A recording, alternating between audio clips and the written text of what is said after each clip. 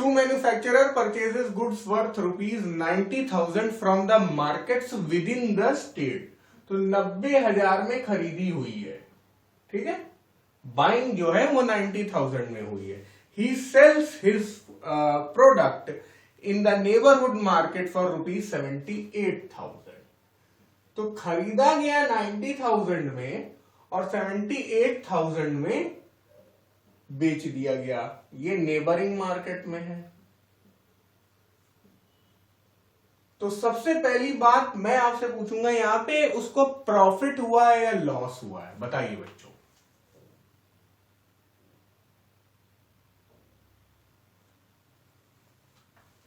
यहां पर उसे लॉस हुआ है, बिल्कुल सही बता रहे हैं आप लोग, ठीक है। क्योंकि 90,000 रुपीज में खरीदा और बेचा 78 में ही, ज्यादा में खरीदा कम में बेचा तो लॉस नहीं हुआ। इसीलिए सवाल में आपसे पूछा गया है, if the common rate of GST is 18%, find the GST payable और जीएसटी क्रेडिट।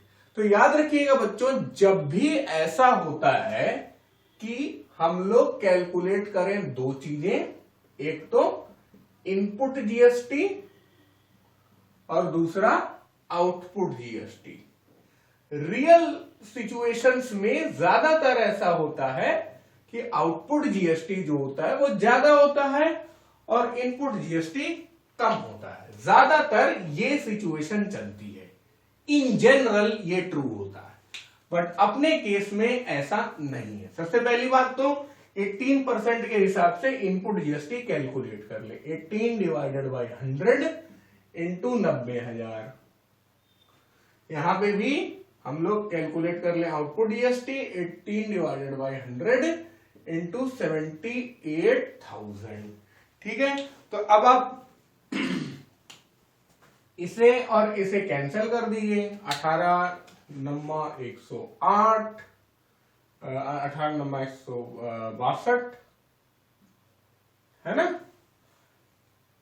0 0, ठीक है। तो 16,200 आया इनपुट जीएसटी और आउटपुट जीएसटी यहां पे देखिए 18 इंटू 780 करेंगे, कितना होगा बच्चों, जरा कैलकुलेट करके बताइए। 14040 140 वेरी गुड रुपीज 140 तो एक तरीके से 14,040। तो यहां पे क्या हो रहा है कि इनपुट जीएसटी ज्यादा है और आउटपुट जीएसटी कम। जब भी ऐसा हो तो आप बोलेंगे कि जीएसटी क्रेडिट की सिचुएशन आ गई। देयरफॉर अब ये करने के बाद इसके नीचे चलिए यहीं लिख देंगे, नीचे जगह है भी। Therefore this is the case of GST credit and GST credit will be equal to 16,200 minus 14,040। अब ये यार बहुत आसान है आपके लिए, जरा कर लीजिए। 140 माइनस 16,200 डिफरेंस निकालना है, बोलिए कितना आया। 2160। Very good rupees 2160। यही है हमारा जीएसटी क्रेडिट। तो आशंका है कि ऐसा सवाल भी आ सकता है। अब इसको करते कैसे, इसका मतलब क्या हुआ। देखिए यहां पर नेबरहुड मार्केट ने 78,000 रुपए की खरीदी की, इस पे 78,000 के ऊपर 14,000 रुपए नेबरिंग मार्केट देगी। ये जो भी है, एक आदमी है कई आदमी, इससे मतलब नहीं है।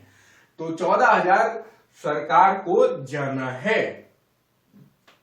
और फिर यहां पे मैन्युफैक्चरर जो है वो कलेक्ट कर रहा है 14,040 और उसकी लाइबिलिटी बनी जा रही है 16,200। तो मैन्युफैक्चरर तो रोने लगेगा ना, कहेगा यार यहां पे हमें 12,000 रुपए का नुकसान तो हुआ ही है और अब सरकार हमसे कह रही कि 2160 रुपए और दे दो। तो सरकार ये कहेगी नहीं नहीं बेटा 2160 तुमको देना नहीं है, हम ये मान के चल रहे हैं कि 2160 रुपए तुम्हारा हमारे पास जमा है, समझे? आया हमारे पास 14,040 ही है, लेकिन हम ये मान रहे हैं कि 2160 रुपए नेगेटिव रूप में हमारे पास है। तो आगे कभी मान लो तुम्हारा 5,000 टैक्स बनता है, 6,000 टैक्स बनता है, तो उसमें से 2160 कट जाएगा। ये है जीएसटी क्रेडिट का मतलब। सो आई थिंक आपको ये बात समझ में आ गई होगी।